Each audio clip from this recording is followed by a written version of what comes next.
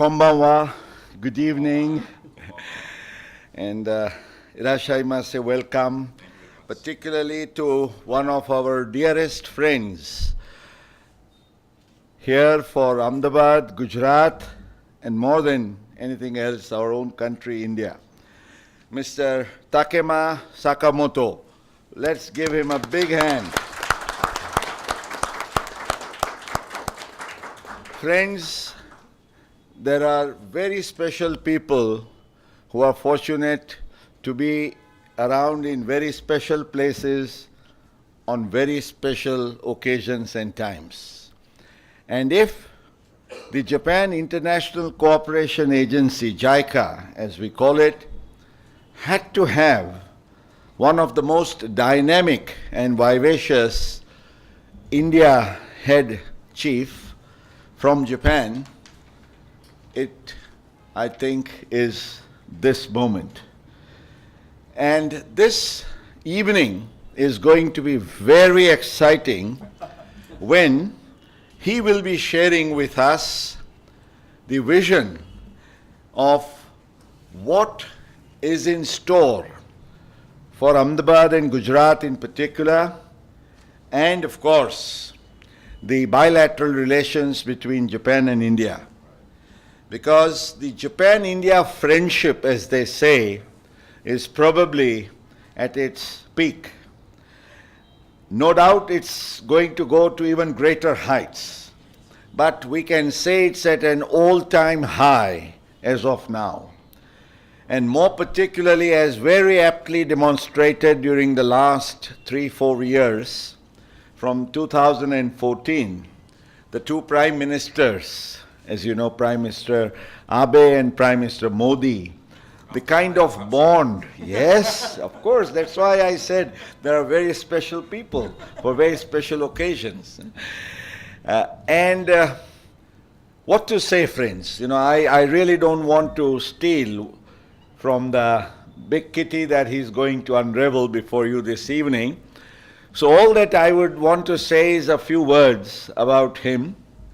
As he rightly mentioned while I was introducing him, he's been here almost the same time as Prime Minister Modi has been close to Prime Minister Abe. And Gujarat is the happening place. The GIPP, as it's fondly called, and he'll explain more elaborately, is something which is most fascinating. As we were just mentioning in an informal chat when he was there with us in the boardroom, friends, Sakamoto-san was explaining and narrating, which he is going to share with you on this occasion, as to what is it historically that brought the two countries together. Of course, starting from the age-old days of Buddhism, there has been so much that has been in common, bonds of understanding, affection, friendship. And therefore, no wonder that we are fortunate today to be Japan's largest ODA partner.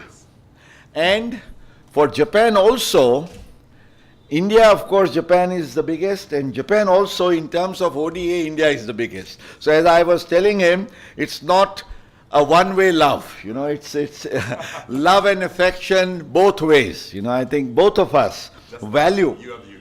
Yes, that's so kind of him to say so. Well, friends, I want to introduce the rock star of this evening. You saw his big hoarding as you entered.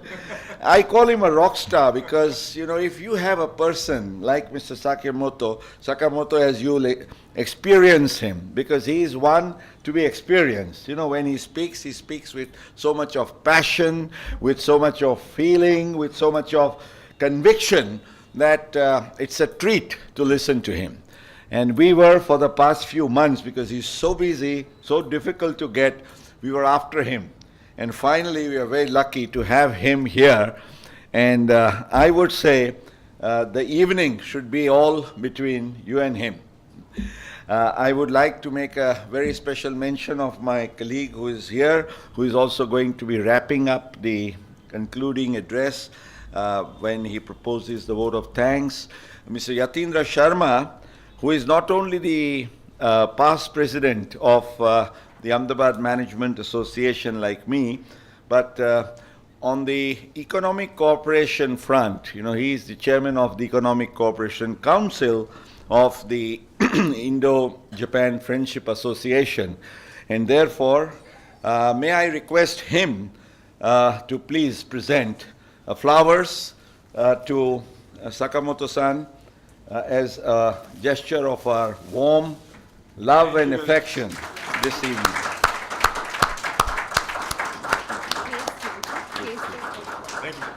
And the president of the Ahmedabad Management Association, Mr. Rajiv Mehta, may I request you to please give him something which matches, with his dress, which will go perfectly well. So please. Thank you very much.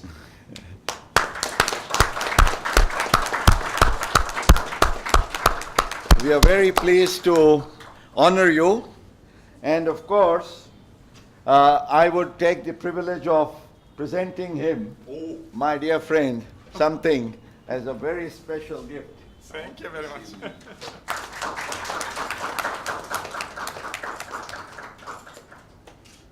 Thank you. Thank you very much. So friends, with these few words, may I invite Mr. Takema Sakamoto amidst a warm round of applause from all of you to address on this evening's theme of Japan-India friendship, and obviously Gujarat as the lion's share. Please. Thank you very much.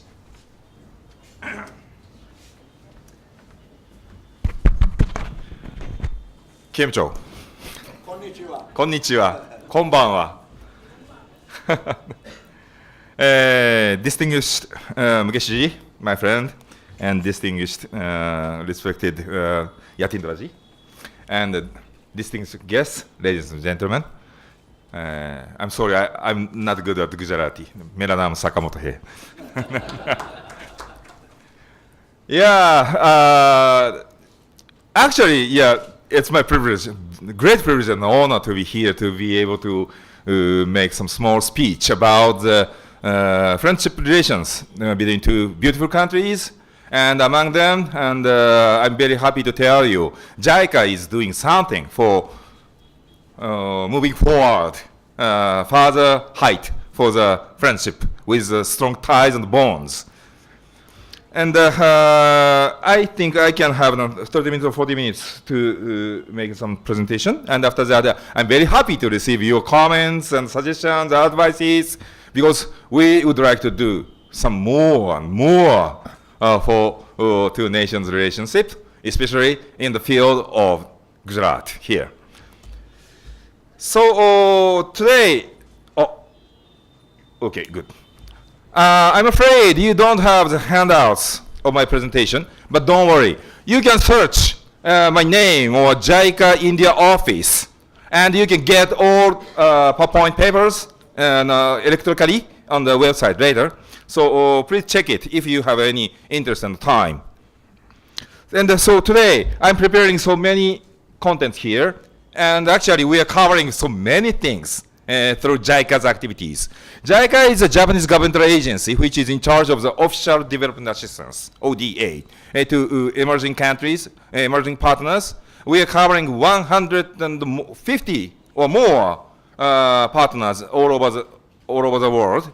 But among them, just as my friend Mukesh-ji mentioned, India is really, really special among special. So we are covering so many fields, and so due to the time restrictions, I make a very fast explanation and rapid explanation. But if you have any further inquiries or something, please raise that without any hesitation at the time of the Q&A session.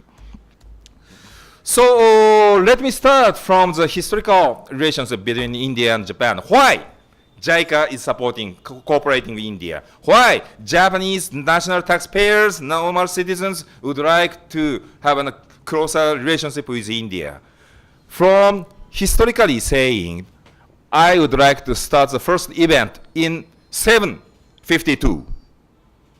It's very long back, before my verse, maybe. Thank you very much. In 752, we, Japan, had a first Buddhist temple inauguration ceremony, which was organized by Indian monk, Bodhisenaji. So, in other words, I can say that Japanese culture was formed by Indian friends. Thank you very much, big brother. This is the first start of the two nations' relationship. And from the viewpoint of the industrial development, second breath and the second breath from the bottom line, two breaths can be seen before you. One, the second breath is mentioning the very tolerant support from Indian friends. Just in the period of the Meiji era. Meiji era is the late 18,000. So 100 years back, after Edo era, we started the modernization. At that time, we need the development of the industry. The main industry at the time was textile. And Indian friends at the time tolerantly support the development of industry, textile industry in Japan through the very big volume of the export of cotton from India to Japan. At that time, 10% of the total volume of the import from of Japan was covered by India. So thanks to India's friends, we could achieve the industrial development, especially in the field of the textile. And please see the second breath from the bottom line. And this is another industrial development in Japan after World War II. After World War II in 1950s, 60s, 70s, we had a very rapid economic growth. And Japan became a very prosperous country. Again, thanks to the Indian friends' tolerance and kindness. At that time, we focused our efforts on heavy industries development, especially in the field of the steel industry.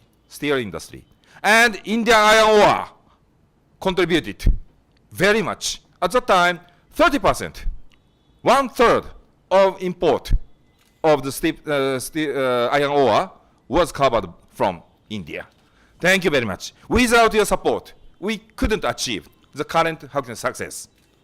And coming back to the third point from the bottom line, this is the biggest event. This was the biggest event in the history, I believe.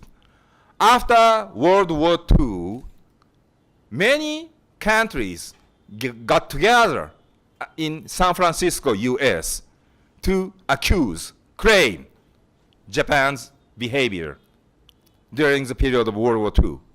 At that time, India decided not to join that San Francisco Treaty Conference. And the first then Prime Minister, Jawaharlal Nehru, decided to waive all reparation claims to Japan. There were so many countries other than India would like to request very much reparation claims, money from Japan to get. But India decided to formulate the future friendship, amicable relationship between Japan. India preferred such direction and waived all reparation claims. And thank you very much for your kindness. Japan could unload the very heavy burden on the shoulder, and we could focus on the economic growth for the prosperity. So current Japan's success is just on the support from India. And recently in 2011, Japan was suffered from the very big earthquake and tsunami, so-called Japan Eastern, Japan Eastern, the Great East Japan earthquake, we were suffered very much.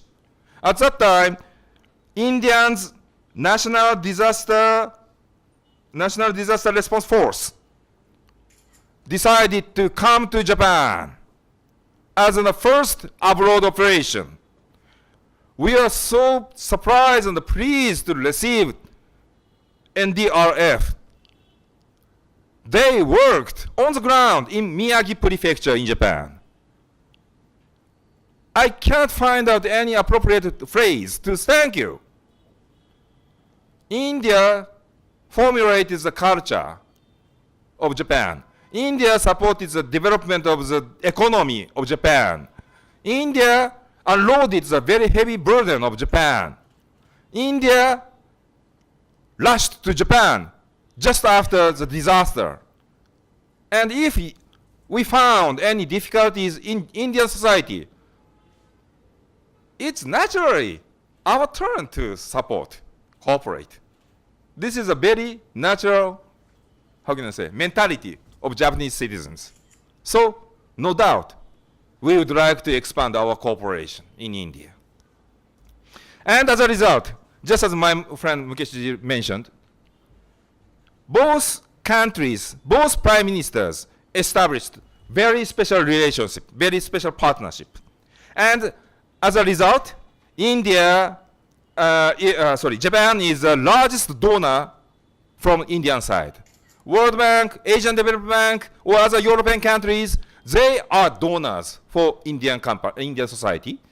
Of course, it depends on the fluctuation of the, every year, but roughly saying, JICA, Japan, is the biggest donor to India. And for Japan, India is the largest and oldest recipient of our official development assistance. We started the first yen loan provision, soft loan provision in 1958, which was towards India, not to other country, just to India. We started our operation from India. And since 2005, both countries established the regular summit meeting in an annual basis. At that time, Koizumi, then Prime Minister of Japan, came to India, and they agreed to establish such a regular relationship between two prime ministers. Actually, Japanese Prime Minister has only one promise to keep the regular visiting just with India. India is only one sole country which can enjoy the regular visit or mutual visit of prime ministers. And after the election, after the victory of the election, current Prime Minister Modi-ji visited Tokyo and Kyoto in 2014. At that time, both leaders agreed to upgrade the level of the relationship from the normal strategic global partnership to the special strategic global partnership level.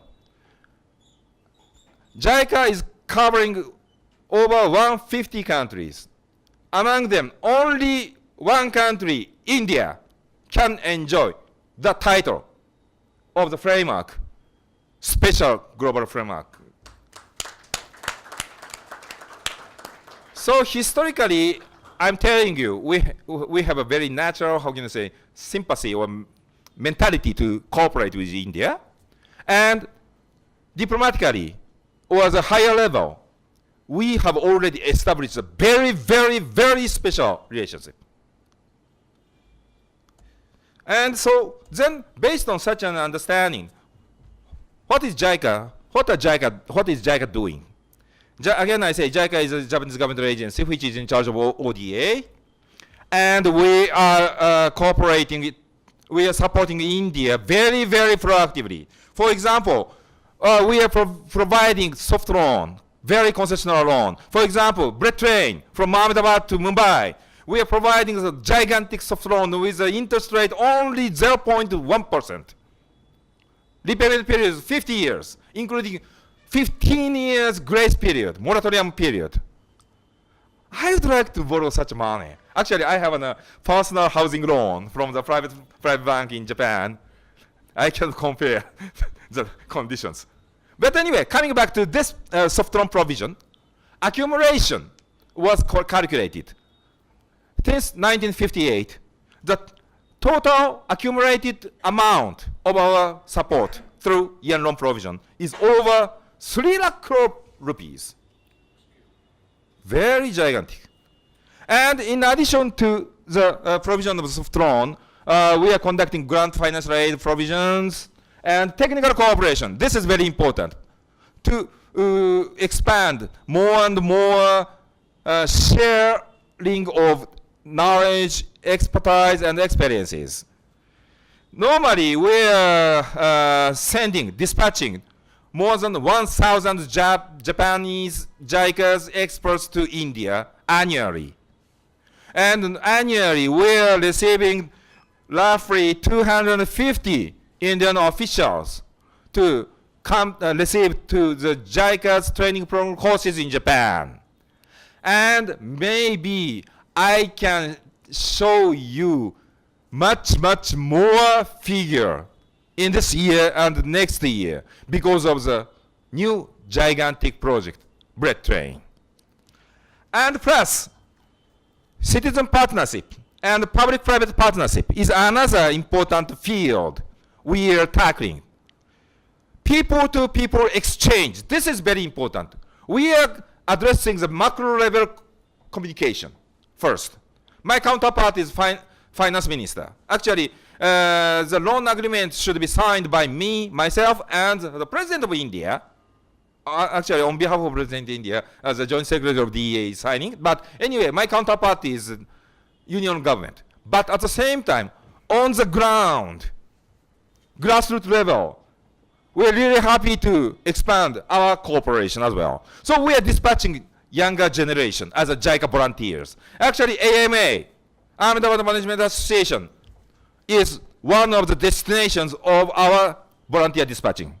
We dispatched Japanese language teachers here, and we are now planning to dispatch the successor of Japanese language teachers here very soon. And at the same time, NGO activity, Japanese NGOs activities, Japanese local government, local state government activities are also the targets of JICA's support. For example, maybe you know Blind People Association, just near here, just along the ring road. We dispatched our JICA's expert there to share some techniques to encourage vulnerable people to get job opportunities and so on. We are doing that as well. And finally, we are now strongly encouraging many Japanese private companies to come to India, maybe especially come to Gujarat, so that you can see much more job opportunities here. And coming back to the contents sheet here, now I'm entering some sectoral explanations from number 4 to number 12 or so. May I have some more time? Okay, good. Then first, women empowerment. Sound society should be created here for the sustainability. So macroeconomic development is important, but at the same time, we need to support the sort of the vulnerabilities and so on. Gender mainstreaming is another important issue. And through our various supports for forestry sector, health sector, water and sanitation, transport, always we are taking note how and what we can do for gender mainstreaming. For the forestry sector approach, we are conducting the microcredit, vocational training, mainly for women, the group. For the health sector, we're supporting establishment of the hospital for the material health improvement. Water and sanitation, just aligning with the Swachh Bharat policy, we are creating more than 1,500 public toilet. Later on, I'll get touch upon this matter. Transport. Later on, I'll get touch upon this matter as well. We are communicating, we are considering, we are trying to mainstream the gender equality. Also through grassroots activities, NGO partnership, technical training in Japan, BOP, Base of Pyramid Business Programs, we are doing very proactively for gender mainstreaming across the sectors in India. We are conducting so many studies, surveys, and projects. Next is the water sector. Water is essential for the normal lifestyle, normal life, and the industrial development both.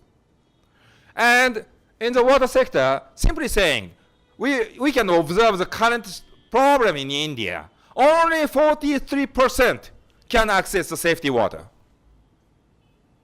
And maybe you don't know the terminology NRW, non-revenue water. This is the terminology to calculate the loss of the water distribution, transmission.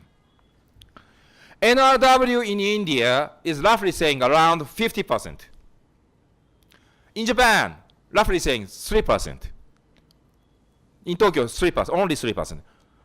Which means in India, purification plant is there and here. But among half of the safety water is missing. If the technology is improved in India, just like the similar level of Japan or Tokyo, 3%, we can save 47% of the leakage of water, which means you don't need a gigantic investment to develop dams, purification plants, and so on. You can save money and water. And from the viewpoint of the sanitation or sewage water treatment, actually, please see the number 1. India is a world-class biggest open defecation country because of the shortage of the toilet. Around half of the family households don't have toilets. And so open defecation population in the world is now counted as 0.9 billion. So 90 crore people, population, is practicing open defecation in the world. Okay? 90 crore. Among 90 crore, 52 crore population is living in India. It's a shame, you know. And not only the viewpoints of the shame or not something, you and we are facing the very serious problem from the viewpoint of the hygiene, sanitation. Younger kids are killed by some sort of the infections due to the very dirty environment. I have a figure here. Please see the last line of the parentheses 2. 1.2 lakh kids are killed annually in India. Again, India is always number 1, worst number 1. 1.2 lakh. Now, worst number 2 is, I think, Nigeria, 0.8. Worst number 3 is Pakistan, 0.4. We should improve such a situation. We should create more toilet. We should create more hygiene society.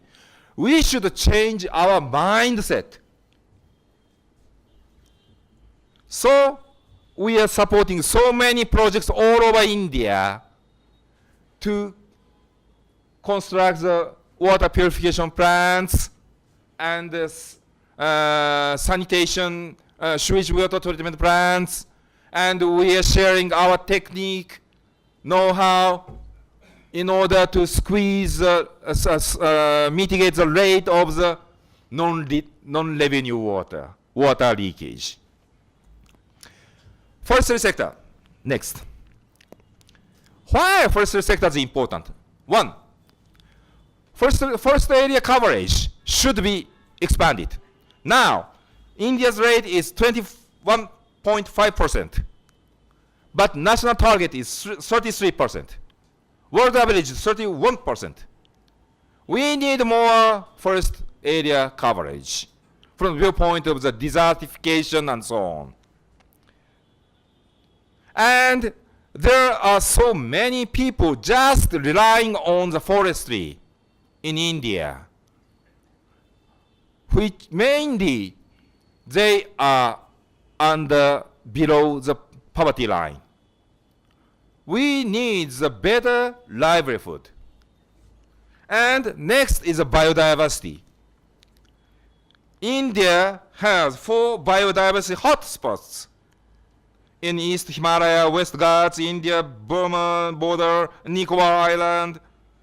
And also, there are so many national parks, wildlife sanctuaries to be protected. We need the precious species to maintain and so on. And lastly, disaster management. This is also the very important aspect to be considered for the forestry sector development, especially in the mountains area and the east coast area, in order to avoid the further disaster of the landslide and hurricane and so on. Sound forest sector development can be a solution. And so that's why we have been collaborated with the MOEFCC, Ministry of Environment, Forest and Climate Change. Oh, yes, climate change is another important issue to be tackled. And many state governments. Actually, last Tuesday, I visited Mussoorie in Uttarakhand to join the national workshop for the forestry sector development. I delivered some speech. And there were so many local media gathered. And we received the chief minister there, first minister there, and we jointly announced our new vision and target, how to improve the current situations, utilizing Japan's experience, because Japan is a mountainous country. Japan is an island country. Japan is a forestry country. And we are having so many disasters, landslides, typhoon, and so on. Soil and moisture preservation is very important, and so on, so on, so on. So, we are supporting this field, this sector. Japan is a very, very dominant, biggest donor in this field. French is the second biggest donor, but the size is just 1/10 of Japan's JICA support. For environment, climate change, biodiversity, poverty alleviation, women empowerment, disaster prevention, utilizing Japanese knowledge. This is the topics in the forestry sector development. And you see the before and the after here. Upper side is the before, lower side is the after. These are the cases in Tamil Nadu. Actually, Gujarat, we conducted twice. And Gujarat can deliver the similar pictures.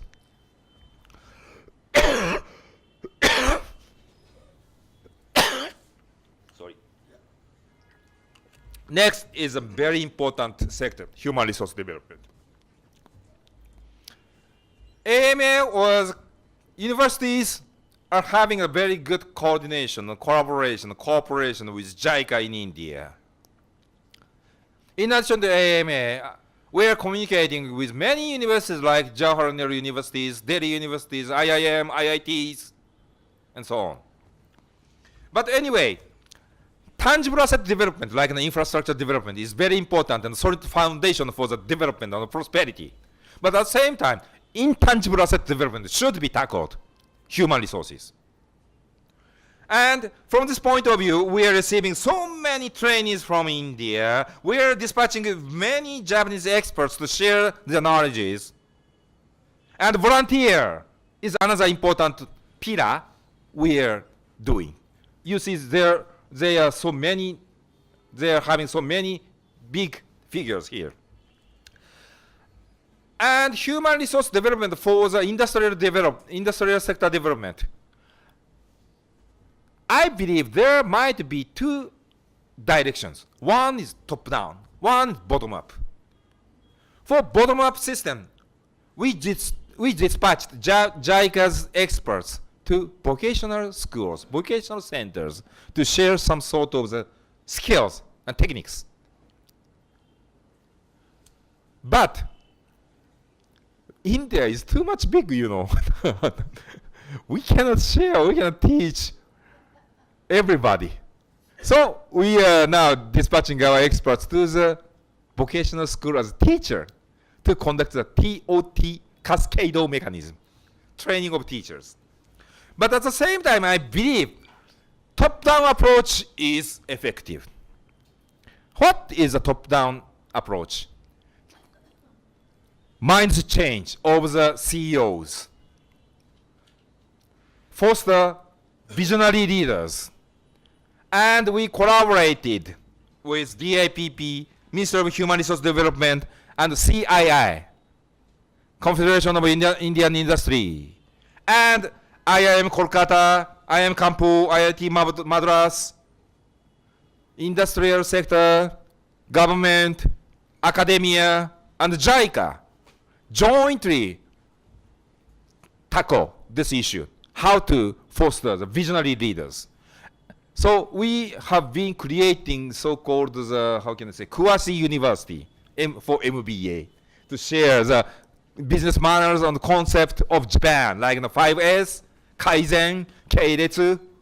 We're having a good experience in the field. We're sharing that. And we are fostering over 5,000 CEOs or manager level officials.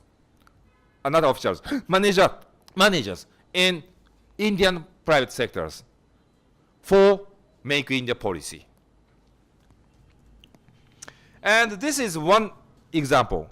This is a refrigerator, Godrej, manufactured, I think.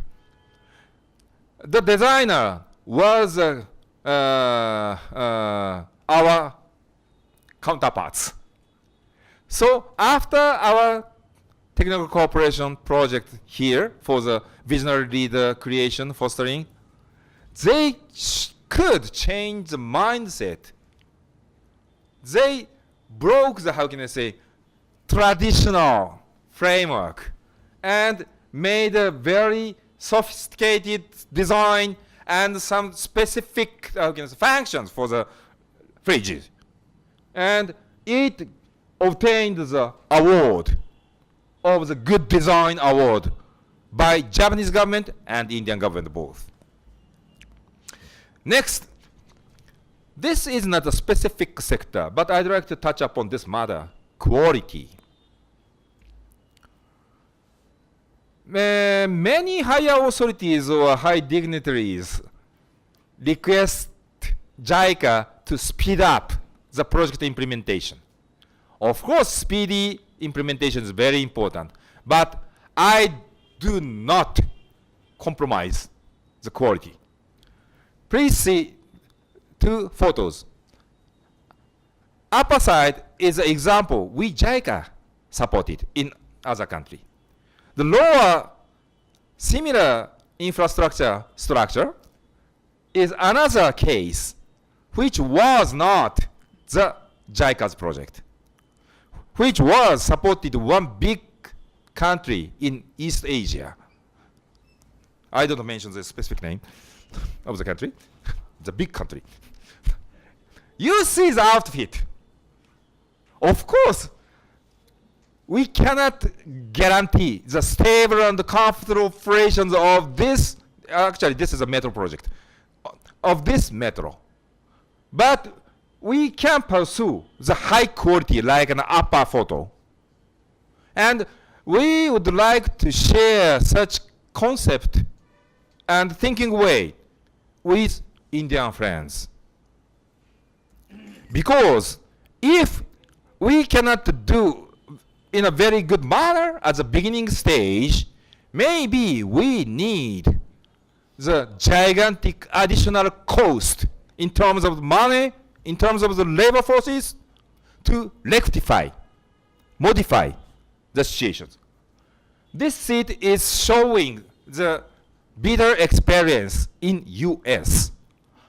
America constructed many bridges in 1940s, I think so, yes. 20s, 30s, 40s. They constructed very big new bridges without any concept of the longer life, maintainability or something. And in 1970s, suddenly they faced the sudden falling down of bridges with many fatalities. And of course, they did very hard work to reinforce those structures, rebuild those structures with the very gigantic expenses. This is a story written in a very famous book. The title is America in Ruins. We have such lessons. We are sharing those lessons with Indian friends. So, planning, preparing, designing, and securing the quality. These are very important, and we are now advocating the new concept, quality infrastructure, with Japanese government. Quality infrastructure has many elements we have to consider. One is the reliability. Second is the sustainability. Third is the resilience.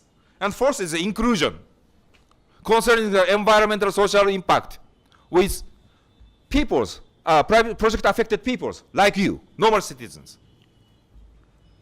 So that we can pursue the life cycle cost mitigation and appropriate environmental social considerations with safety assurance. And maybe metro is the most famous example in India we are collaborating, especially in Delhi. Actually, Abe-san, can you stand up?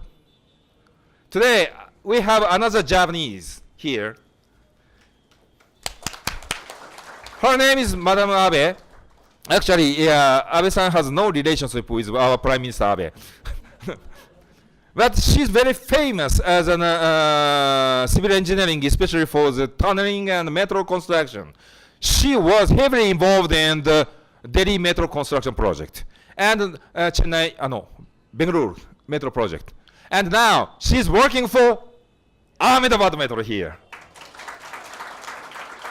Now she's staying in Gandhinagar and closely collaborating with Mega for construction of our Ahmedabad metro with safety assurance. Thank you very much. But anyway, please see. JICA has been constructed or cooperating with Indian friends for 1, 2, 3, 4, 5, 6 major cities in India. Delhi, Kolkata, Chennai, Bengaluru, Mumbai, and Ahmedabad. Our target is a quality infrastructure. Just importing the, high quality rail or coach are not our target. We would like to secure the safe, timely, comfortable move for better life. I myself came to India at my first time in 30 years back. At that time, there were no metros, of course. I visited all across India. When I came to Delhi 30 years back, there was only Indian Railway. I'm really sorry. Are there any relatives of the Indian Railways? No? No? It's a past story. At the time, 30 years back, there's only Indian Railway. No reliability of the punctual operations. Normally, we can observe a very serious delay. One day, I got the train on time. Oh, today's train is coming on time. It was yesterday's train. After 1 day delay, it came on time. But anyway, at that time, nobody could consider vulnerabilities like pregnancies, senior guys, or handicapped persons, because if I miss this train, I cannot foresee when the next train will come. So I should get on. We should get on. So all what they did was just to rush the train without any considerations for the seniors' vulnerabilities, and got on the rooftop and so on. Very dangerous. So as a result, the further delay and accidents happened. So again I say, safe and timely and comfortable operation is a target, I think, in order to avoid such past bitter experiences. And in Delhi, we supported Delhi Metro's project more than 2 decades. And now we can see the actual exact timetable on the platform. Okay, 2 minutes later, we can have the next train. And surely the next train will come. Then we can wait the next train. Please, go ahead, vulnerabilities. We can make a queue to get on. No need to rush. It's a beginning of discipline and the maturity of the society. We're changing the society. They're changing the behavior and thinking way. I'm very proud of that because we are a part of some small contributor to the Delhi Metro. And actually, now we are supporting Ahmedabad Metro, and surely we can realize a real quality infrastructure here. Next is a DFC, Dedicated Freight Corridor. Mumbai has a biggest port in India. And for example, I'm living in Delhi. Delhi is one of the biggest, how can I say, consumer areas. And we need goods transportation, stable and safe goods transportation. But now, there is no special freight train. So we are all relying on the road transportation with a very bad surface. And we can foresee when we can get the goods after reaching the Mumbai port. Normally, it takes 3 days or 2 days. But after the compression of this dedicated freight corridor we are supporting, only 1 day, smooth transportation without, how can I say, a bumpy road transportation. And next is a bread train. Maybe you know very well about the bread train. So I simply saying that we're supporting in various ways. Provision of the yen loans, soft loans, and we're conducting so many fields, technical cooperation. For example, you can see several bullet points on the below side. Formulation of technical standards, safety certification measures, strengthening the institutional capacity of the new institution, which is National High-Speed Railway Corporation Limited, and urban development planning of stations and surrounding areas for enhancement of connectivity and non-fare revenue, etc., etc. And just like Delhi Metro, we would like to witness another social innovation after the bread train compression, in accordance with the safe, comfortable, and punctual operation concept, which can boost economic development, of course, which can stimulate regional development. Please imagine that. Now, Ahmedabad is a big city, mega city. Mumbai is a mega city. and surrounding people, poorer people, they would like to migrate to the mega city to get jobs. Then we should have a serious concern about the urbanization problems, like garbage or security situations and so on. And we, Japan, had similar experiences in 1960s, and we decided to construct the first bullet train, Shinkansen, from Tokyo, biggest city, to Osaka, the second biggest city. Biggest city, Tokyo and Osaka, at the time, could connect through airlines, just like here. But in case you just take airlines, nothing will be happening during the middle cities, like Vadodara, Surat. But through the railway development, we can stimulate the further development in the middle cities. Vadodara, I visit there. Surat, they are very promising cities. They have potential. We would like to facilitate the further development there. And those efforts might have a great contributions for the balanced economy. If not, nevertheless, only Mumbai, Ahmedabad, these cities can enjoy the further investment or something. But with very serious problems like the garbage and so on, security situation and so on. And we'd like to promote social innovation by introducing Japan's technology, discipline, perfection, teamwork concept. Actually, there are so many opinions and arguments about the construction of the bullet train between Mumbai to Ahmedabad. Somebody is saying that is just a pet project of Prime Minister. There are so many things to do before bullet train or something. One of my friends in Delhi, CEO of Niti Aayog, Mr. Amitabh Kant, received one interview from media, and he quoted one statement of U.S. citizens. The U.S. citizen's name is,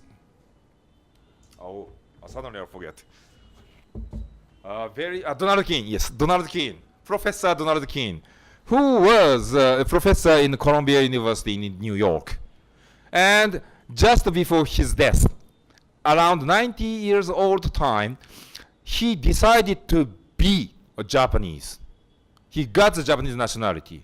And he was asked why you are now becoming Japanese. And his answer was, I love Japanese people.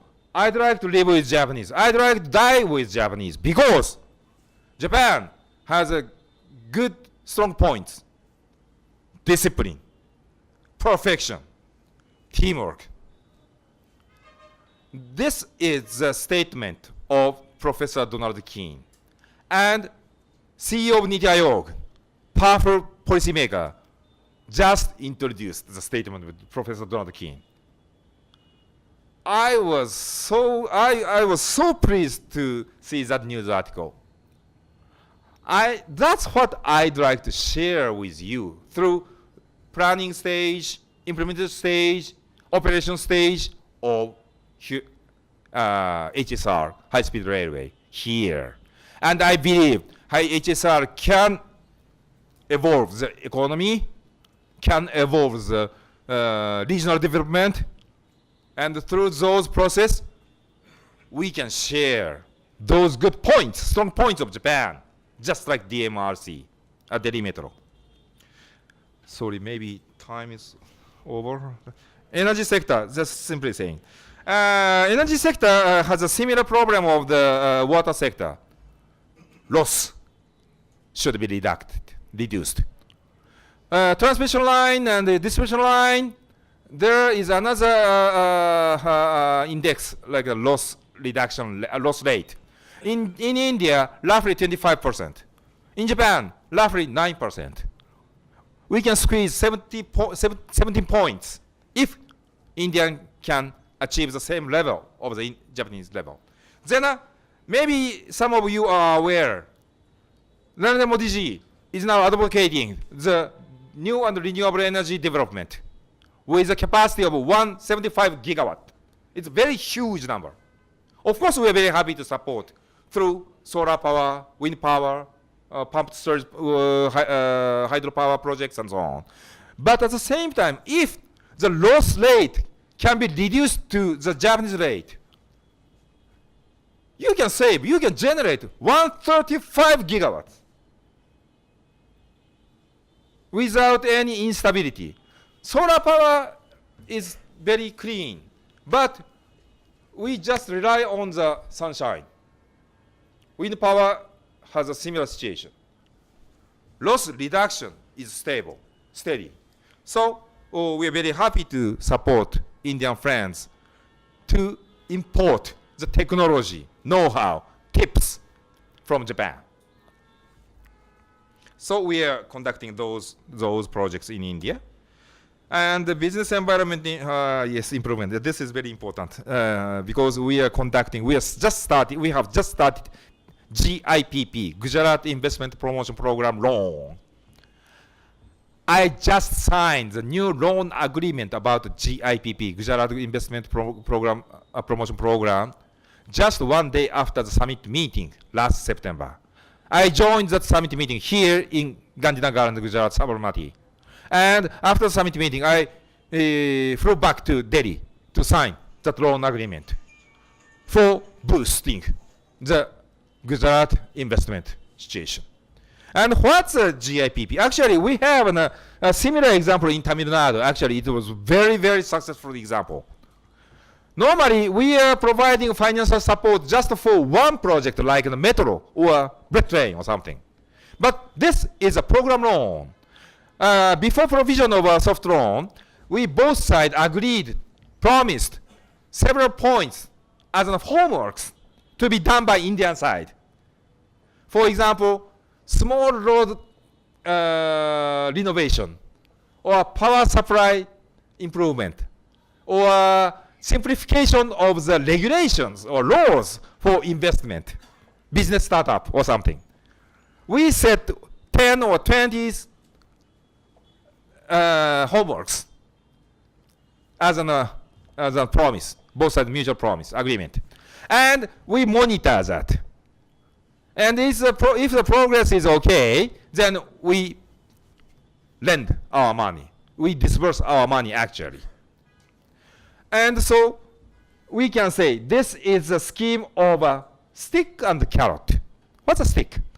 I, Secretary or Minister of the DIPP, and Japanese ambassador in Delhi are gathering periodically to check, to monitor the progress. And every stakeholders are convened to that meeting and scored it. What are you doing? It's right, off track, or something. Stick. And carrot, if you are doing well, then we can provide a very concessional loan. In some cases, we can dispatch technical experts in addition to the financial support and so on.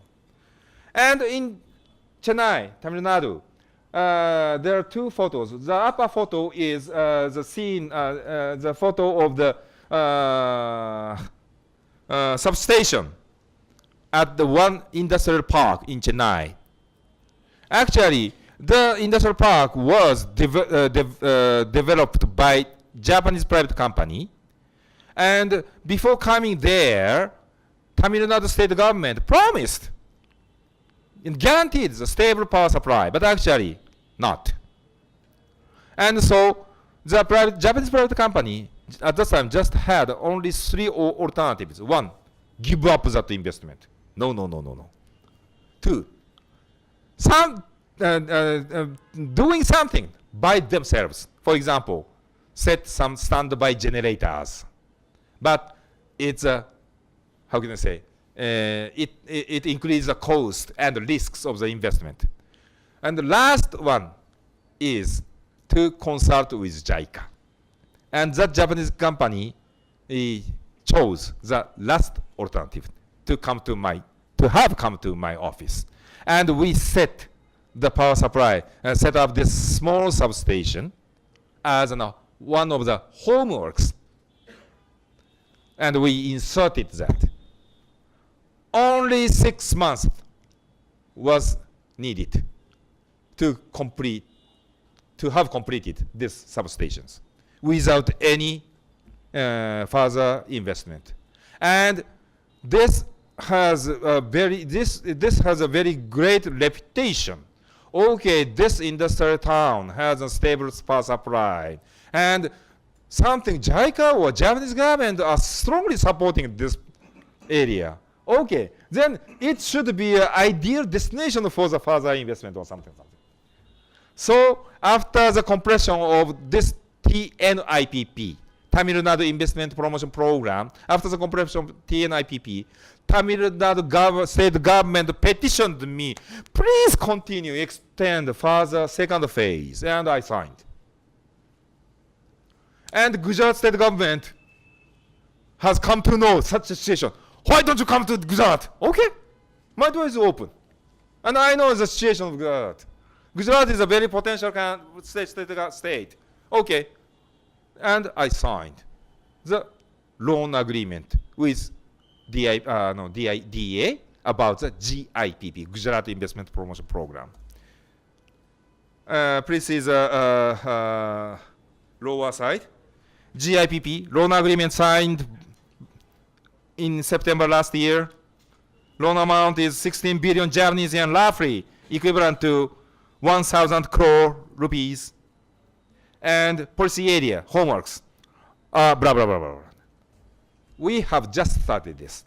But of course, we will come here very frequently to check and monitor and score sometimes or appreciate sometimes for the faster completion of this program. And in Gujarat, JICA has been doing those menus. Ahmedabad Metro, I have already introduced Mr. Madam Abe. DFC, Dedicated Freight Corridor, I introduced as a backbone of the Delhi-Mumbai Industrial Corridor Development Plan. Oh, sorry, I forgot to mention that. In Japan, in 1960s, we constructed Shinkansen red train from Tokyo to Osaka. And at the same time, we conducted the special plan, area development plan. We call it as a Pacific Coastal Area Development Plan. And we suggested the Indian government to adopt the similar concept because India is too much big. We cannot cover this area, this area, this area, this area perpetually. We cannot cover fully. Then I think we could consider to make a show window model as a model case. And Delhi-Mumbai Industrial Corridor was selected as a model case area. So that's why JICA is very enthusiastic to come to this area and support for the infrastructure development, like transportation area, power support, and the water supply, sewage, and so on, so on, so on, as a model area. So dedicated freight corridor was started as a backbone project of DMIC development program. And HSR is a part of DMIC development plan. Next is a GIPP, as I mentioned, as I explained. And Gujarat forestry development is very important for the vulnerable people. SIP recycling, environment improvement project in Aran area and the social area this is another new project we just started. And intelligent transport system for Gujarat by Zerosam. Zerosam is the name of the Japanese private company. Actually, this is very epoch-making. Maybe you don't notice. There are several big traffic information signboard on the ring road.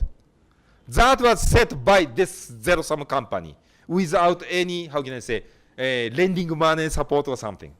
Actually, JICA supported Zerosam to come here to make a test case, trial case. Traffic jam is the most headache issue for investors or normal citizens. If your family, one of your family had an illness and you need the ambulance car, but due to the traffic jam, it cannot come or something. We need the streamline of the road transportation. That's why we're supporting mass transportation infrastructure development like metro, BRT, bus rapid transit system, and road surface transport streamlining project like introduction of the ITS, Intelligent Transport System. And Zero-Sum is now expanding their trial just along the riverside of the Sabarmati River. And vocational education support for the visually impaired, I told you. And AMA Japanese course by JOCV. JOCV means the JICA Overseas Cooperation Volunteer. The course is coming back soon. So, lastly, I'm sorry, let me sum up. My key message is like this. JICA's final target is most upper side, sustainable development. But for the sustainable development, economic pie should be expanded for vulnerabilities. For the economic development, public side, JICA side, state government cannot do everything forever. So, private sector should be encouraged, should be participated. But we are not living in planned economy country. We cannot force some company to invest here or there. We cannot do that. But we can create the better investment environment, which is very attractive for private sectors to come to invest. Then what are the obstacles? 1, 2, 3. Infrastructure, shortage of infrastructure. No road, no water. Who can invest? Nobody. Then we, as a public side, are very enthusiastic to develop the infrastructure development situation. And second is the policy institutional improvement for the business starting up and so on. So GIPP is a great weapon for me to streamline such a very complicated regulations or rules and processes. And human resource development, finally. These are the thinking way of JICA. And from the viewpoint of the demand side, Indian side, this is a major point of the Indian budget of this fiscal year. Only 3 points. 1, GDP Outlook. 8% target was announced by Mr. Jaitley, finance minister. 8% growth is necessary for the prosperity of the future India. This is the first point. Second point, please see the second line of the fiscal policy chapter, focusing on rural development, farmers development, of course, and infrastructure. Infrastructure is an essential foundation for the future development. So, for the target of the 8% growth, they decided to put more money on the infrastructure development. But please see the last paragraph, infrastructure paragraph. Budget for infrastructure has been increased very dramatically, 5.9 lakh crore rupees. But it's not enough because India is too big. India's needs is too gigantic. Former 12th five-year plan envisaged over 10 lakh crores for a year. Now only 5.9 lakh crore is allocated.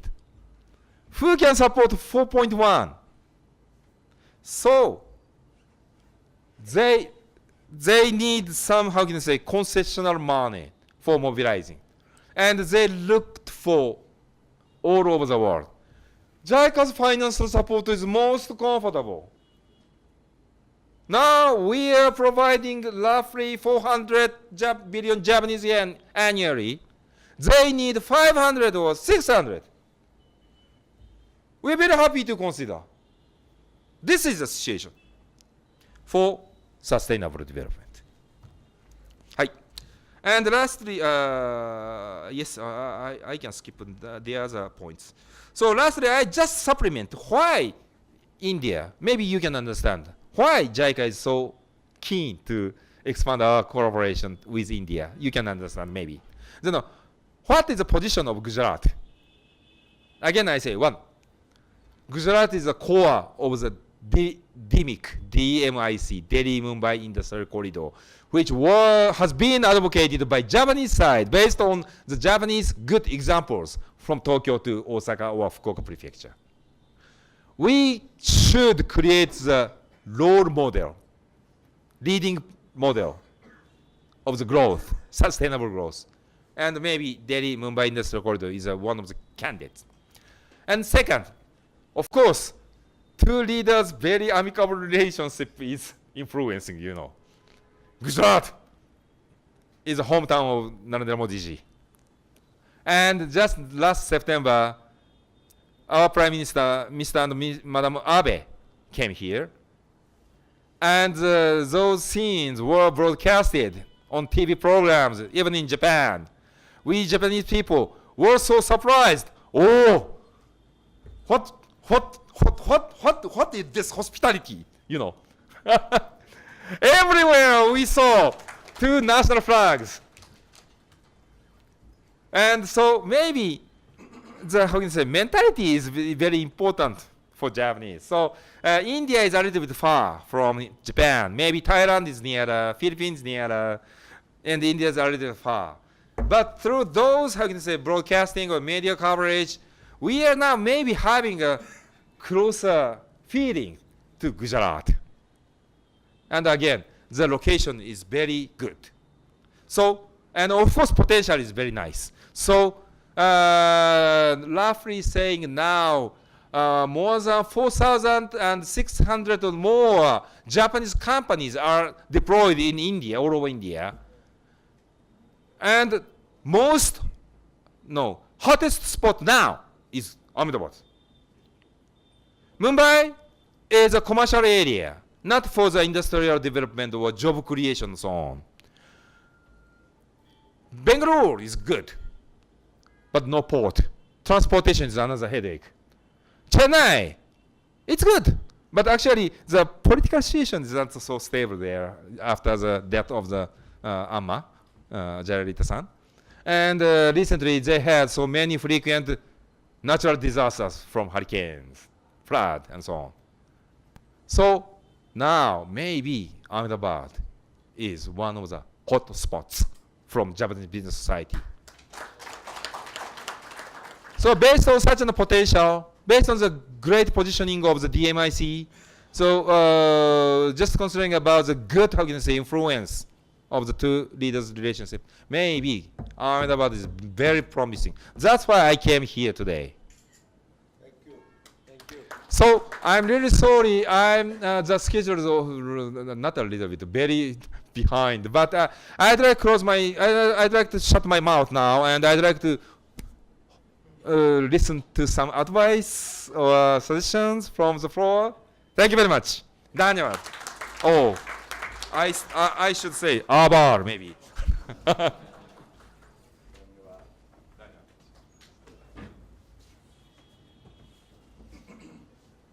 if you have any questions, we have a few minutes before my friend Mr. Sharma wraps up. I think it was a wonderful presentation. I'm so sorry. As I mentioned, so spirited, so dynamic. We don't have, I believe, as many questions. But if there are any comments, please go ahead. Yeah. Please. Yeah. Many areas like, say, student exchange program, cultural programs between India and Japan has taken up when I was a student in 1970s. Okay. From those days, it is going on in Gujarat University. Okay. Kindly tell us which area of Indo-Japan friendship has worked fantastic way, and what new areas you find it more fascinating in the years to come. Thank you very much. Simply answering that.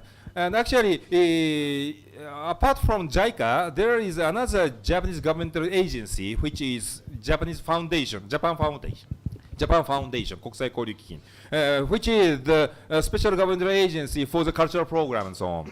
So major vehicle should be owned by JF, Japan Foundation. But from JICA's point of view, of course we are doing some. And conventionally, we are keen to, how can I say, promote further cultural program through the language learning program, Japanese language. So that's why we are dispatching Japanese language teachers here as a volunteer to Ahmedabad. And at the same time, for the new fields, we are now having a very strong interest about the sports.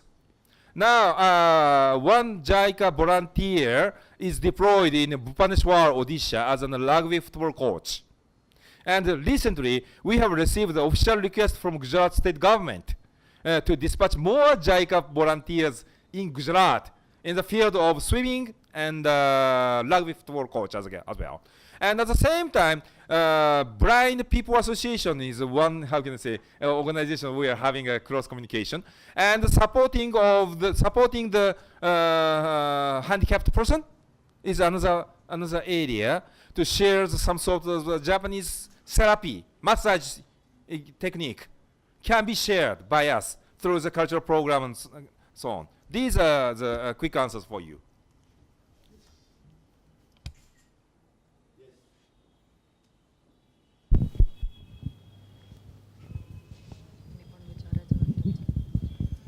Good evening, sir. Can the JICA should involve in the underground metro rail and BRTS, because the traffic congestion is much more in the Ahmedabad cities like. Because in other countries I have seen that most of the metro rails are underground. Why it is not considered that metro rail should be underground? Hi, thank you very much. Yes, actually, so far, I personally don't have the strong intention about the expansion of the BRTS here in Gujarat, Ahmedabad. Because, one, actually, BRTS is a reasonable alternative for the traffic jams. But actually, the capacity is a little limited. And we did so many BRTS projects in other countries. In a smaller size, medium-sized cities, it works, definitely. But like in Ahmedabad, it's in a mega city. The BRTS can't, how can I say, absorb the all how can I say, needs. But of course, I don't deny the significance of the BRTS. Gujarat state government is doing very well, I think. And I'm thinking is how to supplement, how to mix up the various solutions. This is key, I think. So BRTS is done by state government. Then we are now focusing our power on the metro and ITS, Intelligent Transportation System, plus regulations, like Singapore. In Singapore, maybe you know, some regulations for the biggest transportation, Right, just yeah, with one yeah. driver or something. Yeah. We say 3 on 1. One car should have 3 passengers. Otherwise, they can't enter the city area. In Japan, we have the similar rule. Park and ride. Parking area should be developed by the public side, suburban area. And from here, public side can operate the feeder bus operation. So the key point is that modal shift from the private vehicle transportation to the mass transportation. This is the key. So you are right, but BRTS is one of the solutions. But it has a limitation of the capacity. Then we should consider the various schemes to mix up. This is my idea. That is okay, but why it should not be underground? That's what I'm telling. Because so that traffic on the road will be minimized, no? Below the ground instead of. Like it is in Singapore and Japan also, you have, in Germany also it is underground, no? Why can't we consider in Ahmedabad also underground? Yeah, actually, yes. For example, like, where is fine? Bengaluru, I think. Yeah, no. Kolkata has, yes, Kolkata. Bengaluru Metro is fully elevated. And here in Ahmedabad, only some kilometers are underground. Yeah, Kolkata is, yes, underground route. And of course, there are so many reasons. For example, in Kolkata, actually, I am not the project owner. Project owner is the state government or metro corporation or people there. And they selected the underground structures because of the land acquisition.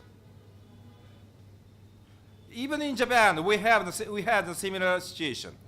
Of course, it depends on the regulations in every country, but in Japan, the underground works in a certain level of the depth can't have the procedures for the land acquisition. Skips the procedures and so on and so on. So it's again, it's a mixture of the decision. And in Ahmedabad, most part are the elevated, the viaduct or something.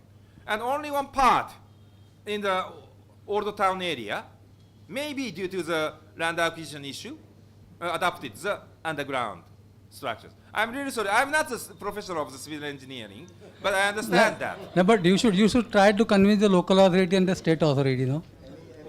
Next question.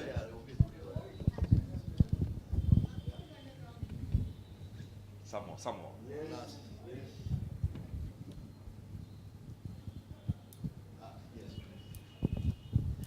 Thank you, sir. We would like to learn Japanese, and we want to learn that our kids also learn in Japanese. So, is there any opportunity where? Yeah. AMA. Okay. That's great. I recommend you to come to our AMA. That's good. Thank you. Yes, Yatindra Bhai will wrap up. Excuse me, sir, excuse me. Any volunteer wants to join with this JICA, then possible? Sorry. Any volunteers want to join with JICA from Indian side? You mean a volunteer from Indian society? Yeah. Uh-huh. Yeah, mainly, I'm really sorry, mainly we are handling the G2G basis program, government to government. Okay. Because we are the government. So it's a little bit difficult to imagine how to explore the channel for the Indian society. But in some cases, I recommend you to have a grassroots communication with Japanese NGO or Japanese private companies or Japanese regional government, prefectural government. They are conducting some sort of the small size cooperation under the framework of JICA, just like the BPA, Blind People Association. Actually, we dispatched our JICA's expert to BPA from Tsukuba University to share the massage, therapy techniques and so on. And the main counterpart is NGO of Indian side. So in such a case, normal Indian people, volunteer, can join, can be involved. But from this point of view, I'm not sure which is the best one, but I recommend you to seek some Japanese NGO to communicate, collaborate, to make a partnership. Thank you.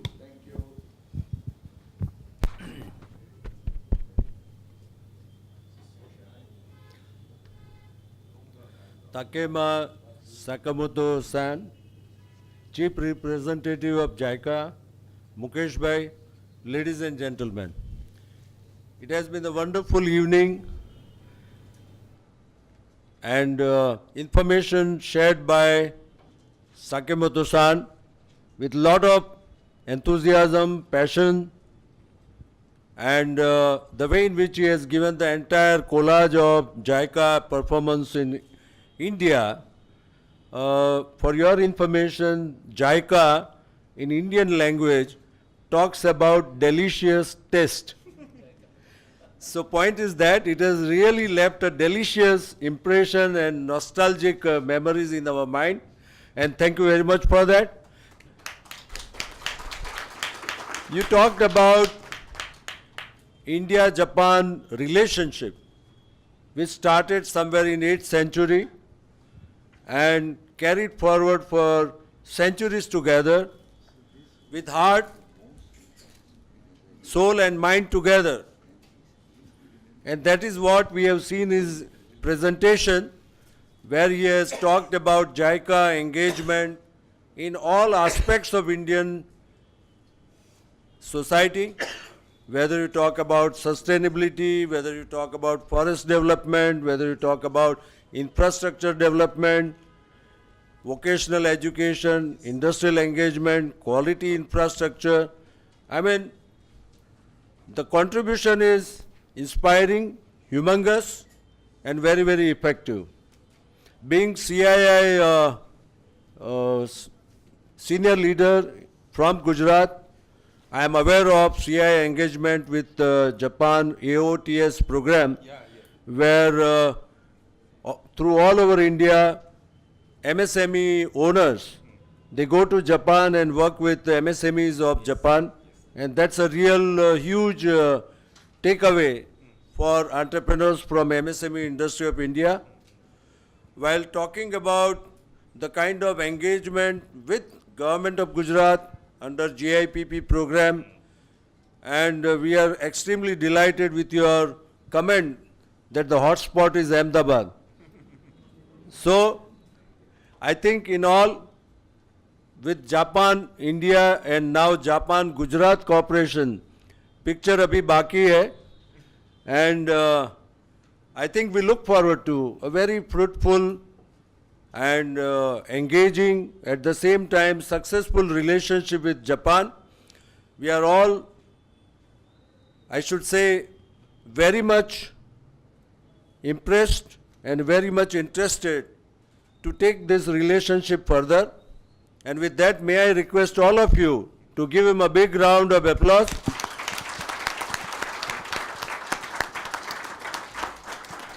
And friends, we thank you all for being a very, very eager and enthusiastic participant, where people have been listening to him with rapt attention. Thank you so much for being with us, and look forward to have you over here again. Thanks a lot, and good night.